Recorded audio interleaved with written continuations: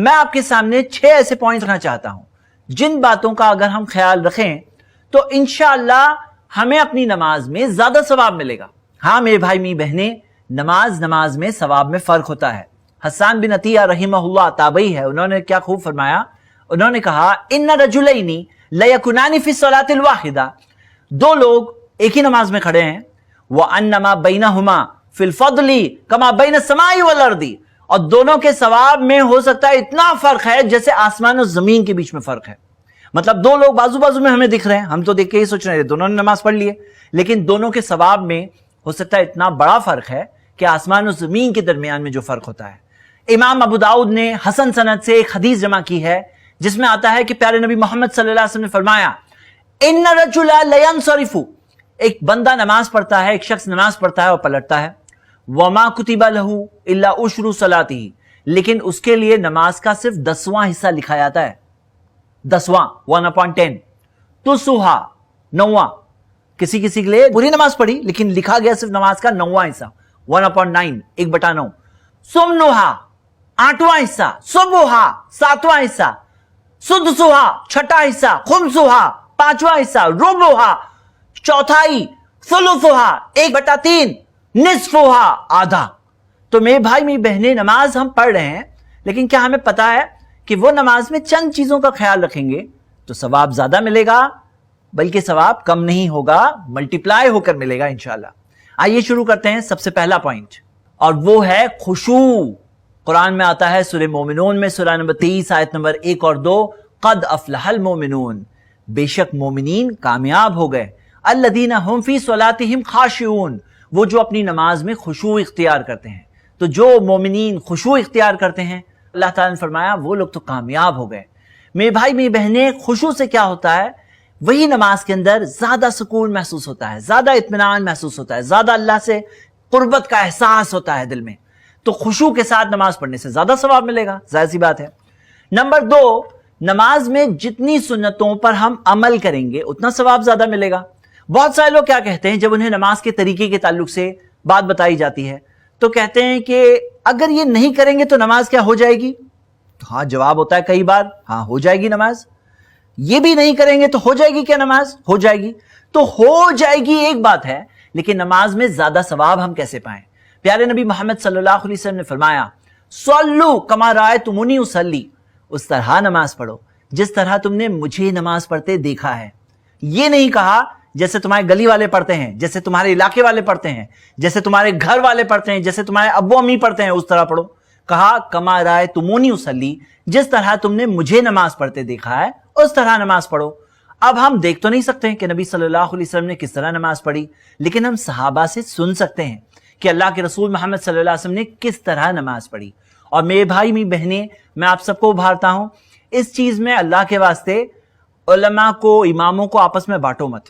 جس طرح سے لوگ بانٹتے ہیں کہ یہ ہمارے امام ہے، یہ فلاں کوکن والوں کے امام ہے، یہ افریقہ والوں کے امام ہے، یہ گلف والوں کے امام ہے، سب امام ہمارے ہیں، سب علماء اکرام ہمارے ہیں، کیونکہ سارے علماء اکرام، سارے اماموں کا یہی مقصد تھا ہمیں نبی صلی اللہ علیہ وسلم کی اتباع سے جوڑیں۔ کسی نے یہ تو نہیں کیا کہ میرے ماننے والے بن جاؤ، میرے فالوور بن جاؤ، میری بات مت چھوڑنا۔ سب نے یہی کوشش کی کہ نبی صلی اللہ علیہ وسلم کی سنتیں ہم تک پہنچائیں۔ تو اگر کوئی نبی صلی اللہ علیہ وسلم کی سنت کسی اور عالم کے پاس ہے، وہ دلیل دے رہے ہیں، قرآن اور حدیث سے دلیل دے رہے ہیں، اور اگر دلائل کی روشنی میں بات واضح ہے، پھر یہ مت کہو یہ ہمارے امام نہیں ہے، نہیں، سب علماء اکرام ہمارے ہیں، انہیں ہم آپس میں نہیں بانٹتے۔ ہم نبی صلی اللہ علیہ وسلم کی حدیثوں کو پھر آپس میں نہیں بانٹیں گے، جس طرح سے بعض لوگ حدیثوں کو بانٹنے لگتے ہیں کہ یہ حدیث وہ لوگوں کی حدیث ہے، سب حدیثیں ہماری ہے۔ کیونکہ آپ خود سوچو، کل قبر میں ہوں گے، قیامت کے دن اللہ کے سامنے کھڑے ہونا ہے، کس کے اعمال کام آئیں گے؟ ہمارے خود کے ہی تو اعمال ہمیں کام آئیں گے نا۔ اب یہ نماز جو ہم پڑھ رہے ہیں، اگر آج ایک چیز ہم سیکھ جائیں، ایک چیز سدھار لیں، تو فائدہ کس کا ہے آپ بتائیے؟ خود کا ہی تو فائدہ ہے نا، خود کی زندگی پہ ہی تو اثر آئے گا۔ وہ نماز کا اثر ہمیں ہماری پوری زندگی میں دکھائی دے گا۔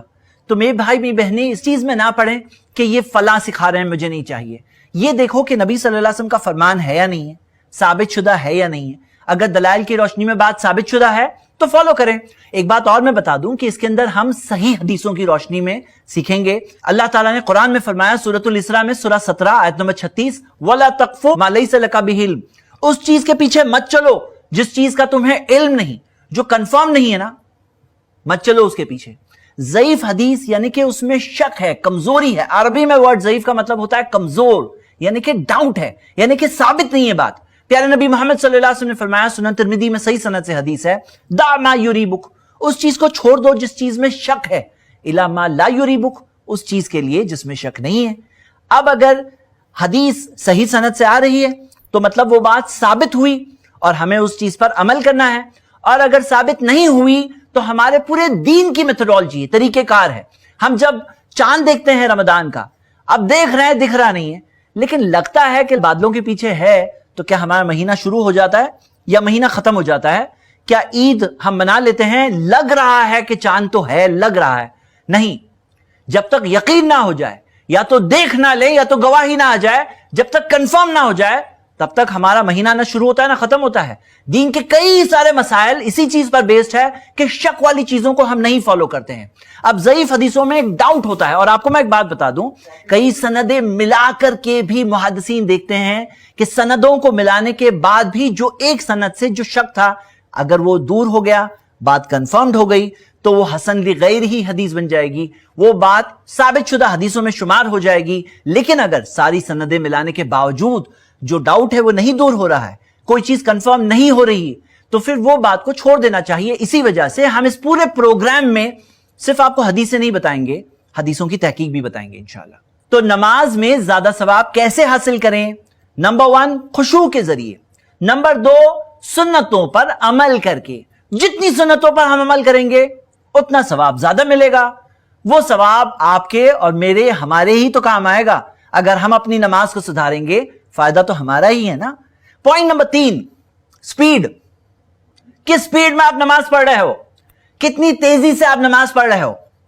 याद रखिए, नमाज अगर फास्ट स्पीड में कोई पढ़ता है तो वो नमाज के बारे में नबी सल्लल्लाहु अलैहि वसल्लम ने क्या फरमाया? सही बुखारी में हदीस है, अल्लाह के रसूल मोहम्मद सल्लल्लाहु अलैहि वसल्लम के सामने एक शख्स ने फास्ट स्पीड में नमाज पढ़ी, तो नबी सल्लल्लाहु अलैहि वसल्लम ने उससे कहा, इरजी फसल्ली, वापस जाओ, फिर से नमाज पढ़ो।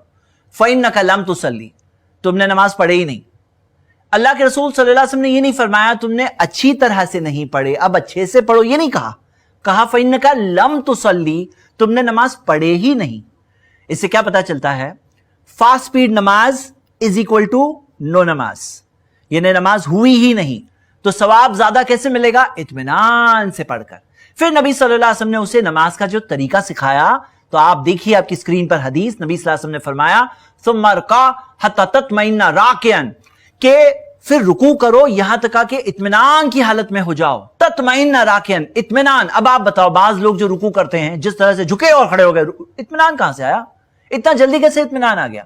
सुमरफा रासका हत्ता तादिला काइमन, फिर अपने सर को उठाओ यहां तक आके पूरी तरह से सीधे खड़े हो जाओ, यानी सीधे खड़े हो जाओ। बाज लोग सजदे में जाने की जल्दी में पूरी तरह से खड़े भी नहीं होते हो, सजदे में चले आते।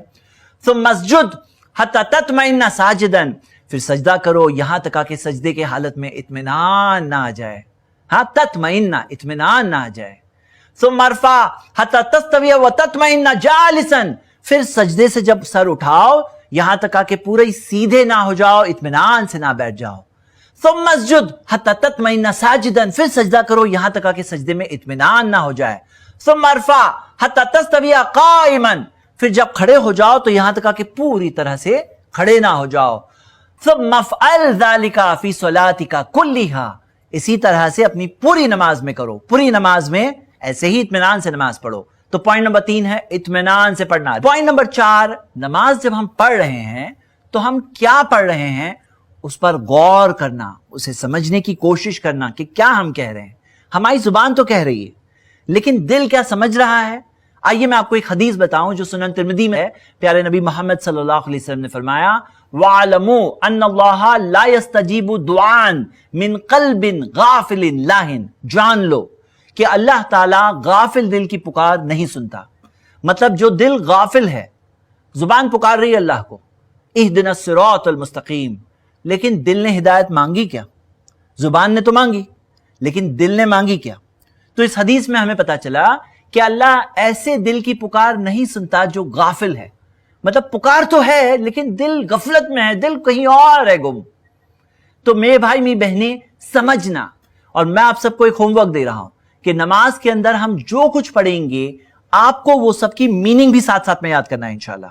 और पहला होमवर्क आज की इस एपिसोड में कबूल करिए, और वो ये है कम से कम अगले एपिसोड से पहले सूरतुल फातिहा का तर्जुमा याद करके आइए इंशाल्लाह। आइए आगे बढ़ते हैं कि नमाज में अगर हम समझेंगे तो अल्लाह ताला हमारे दिल की पुकार को सुनेगा, हमें उसका सवाब भी ज्यादा मिलेगा इंशाल्लाह।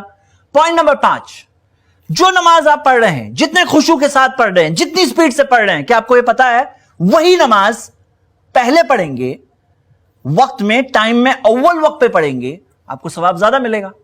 अल्लाह के रसूल मोहम्मद सल्लल्लाहु अलैहि वसल्लम से सहाबा ने पूछा, अय्युल अमाली अफदल, नबी सल्लल्लाहु अलैहि वसल्लम कौन से अमाल सबसे अफजल है? तो नबी सल्लल्लाहु अलैहि वसल्लम ने फरमाया, अस्सलातु फी अव्वली वक्तिहा, नमाज अपने अव्वल वक्त पर। यानी मैं आपको मिसाल दे रहा हूं, मान लीजिए असर की नमाज का वक्त 4 बजे हो गया है और आप वही नमाज 5 बजे पढ़ रहे हो, 5:30 बजे पढ़ रहे हो, मगरिब से थोड़ा थोड़ा पहले पढ़ रहे हो, तो क्या नमाज में सवाब सेम मिलता है? यानी कि आप ही हो, वही खुशू के साथ पढ़े, वही स्पीड के साथ पढ़े, वही नमाज आप 5:30 बजे पढ़ रहे हो, तो जो सवाब आपको मिल रहा है उससे ज्यादा सवाब मिलेगा अगर 5 बजे पढ़ोगे। जितना 5 बजे सवाब मिला उससे अच्छा सवाब मिलेगा अगर आप 4:30 बजे पढ़ोगे और अव्वल वक्त के करीब जाओगे तो आपको सवाब ज्यादा मिलेगा। तो मेरे भाई मेरी बहनें, 5 नमाजों में से फज्र, जुहर, असर, मगरिब, ये 4 नमाजों में हमें तालीम मिलती है कि हमें अव्वल वक्त पर पहले पढ़ना चाहिए। इशा के नमाज के ताल्लुक से हमें नबी सल्लल्लाहु अलैहि वसल्लम का अमल मिलता है कि वो ताखीर करना पसंद करते और उन्होंने ताखीर को जायज बताया। तो मैं आप सबको उभारूंगा, नमाज आप जब पढ़ ही रहे हो ना, थोड़ा जल्दी पढ़ो, आपको सवाब ज्यादा मिलेगा। फायदा किसका है? आप ही का तो फायदा है, सारे अमाल पर उस नमाज का असर भी बेहतर होगा। तो ये हो गया पॉइंट नंबर 5। और पॉइंट नंबर 6, नमाज जो पढ़ रहे हैं उसे जमात के साथ पढ़ना। प्यारे नबी मोहम्मद सल्लल्लाहु अलैहि वसल्लम ने फरमाया, सलातुल जमाअती तफदुलु सलातुल फर्दी ब27 दर्जा। जमात के साथ नमाज अकेले नमाज पढ़ने से 27 गुना बेहतर है, 27 दर्जे बेहतर है, 27 टाइम्स। क्या आपको पता है 27 किसे बोलते हैं? हमारी दुनिया में हम ये देखते हैं कि जब ऑफर्स आते हैं ना, ऑफर्स, तो ऑफर्स कैसे होते हैं? बाय 1 गेट 1 फ्री, एक खरीदो एक फ्री में मिलेगा, बाय 1 गेट 2 फ्री हो जाएगा, और क्या होगा? 3 फ्री हो जाएगा। यहां पे तो ये है, आप एक नमाज पढ़ो आपको 27 नमाज का सवाब मिलेगा।